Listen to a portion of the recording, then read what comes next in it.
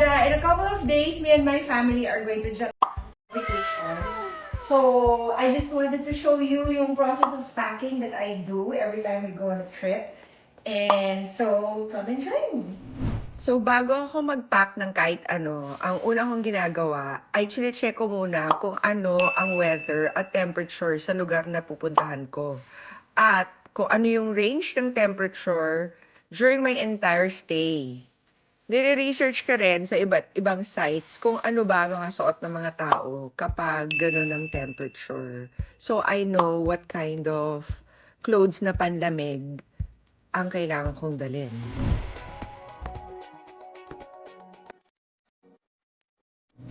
So, after I try on all my clothes, it's time to pack them all. Ang turo ng mga YouTubers to roll it, but I don't like rolling it because I feel like mas okay yung lay flat, diba?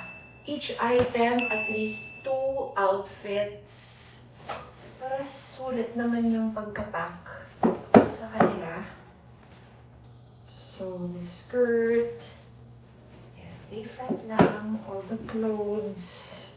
Pinagtatabi ko na yung mga magkaka-outfit, right? So I don't forget. Although I did also take pictures, but most likely, nakalimutan ko na that I took pictures. So, never mind.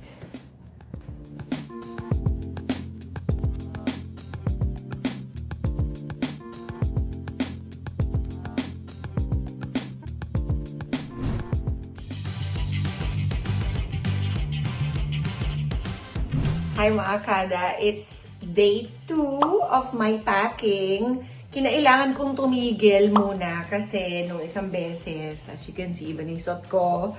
At ibang araw na rin to kasi in-accompany ko pa si Brooklyn sa kanyang dance concert, so I had to stop. But the most important part is over. Na-impake ko na lahat ng mga damit. That's the most important part. Na-try on ko na rin siya. Tapos, gumawa na ako ng checklist for the rest ng kailangan kong dalhin para wala akong makalimutan like last time. Kalimutan ko yung pantulog ko. Wala akong pantulog. And I don't wanna buy. So, make sure that you research to give you an idea to get a checklist going para wala kayong makalimutan. Just like this. Here's my travel checklist. That's the tech, iPad chargers, adapter, which I always forget. Every time you go to a different country, iba yung saksakan, so you need to bring that. Small items, toiletries, don't forget the skincare, of course, medicine and vitamins, especially for the kids, and your documents, passport, money, yen, pesos, and dollars, and check your e-tickets para lang hindi kayo maiiwan ng airplane. Alright, dito ko na nilagay yung mga small items like underwear para hindi siya mawala. And also the socks, I put them here. Tapos, since it's gonna be winter, I also brought some gloves. Tsaka something for my head. Para hindi ginawin. Those are the things that get cold easily.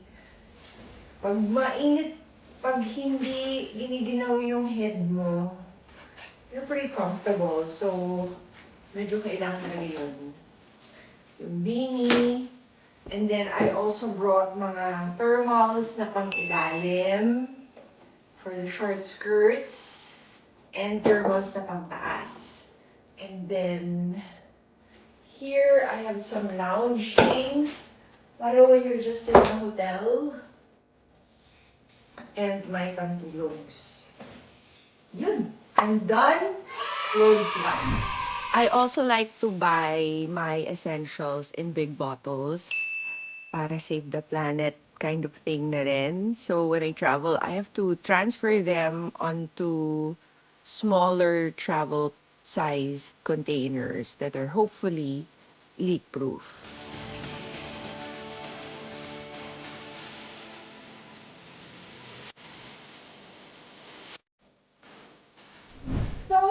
almost done. Lahat na checklist, lahat na pack ko na. Makeup, check. Hair products, inside. Skincare, nandun pa kasi gagamitin ko pa tonight. So, not yet. Bath stuff, here. And also, my travel shampoo, conditioner, and shower gel. So, okay na rin. Meds and vitamins, nandito. Snacks, wala pa.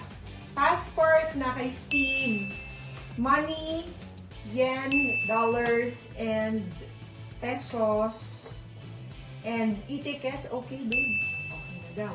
Adapter, travel adapter, chargers, all set.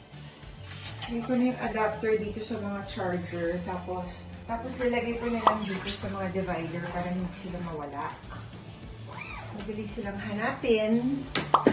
Tapos, usually, ginagawa ko pag may space pa, isisingit ko na lang dun sa mga spaces kasi sayang.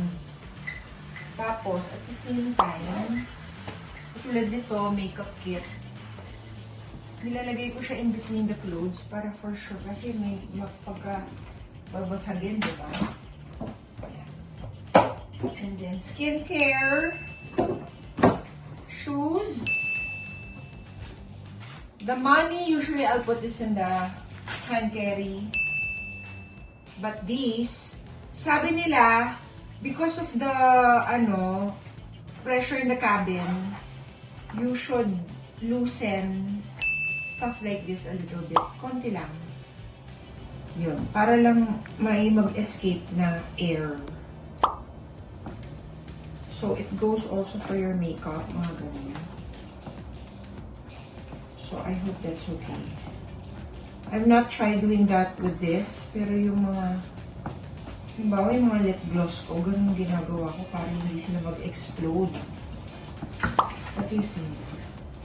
Do you also do that? Okay. Let's put this here. Fasten.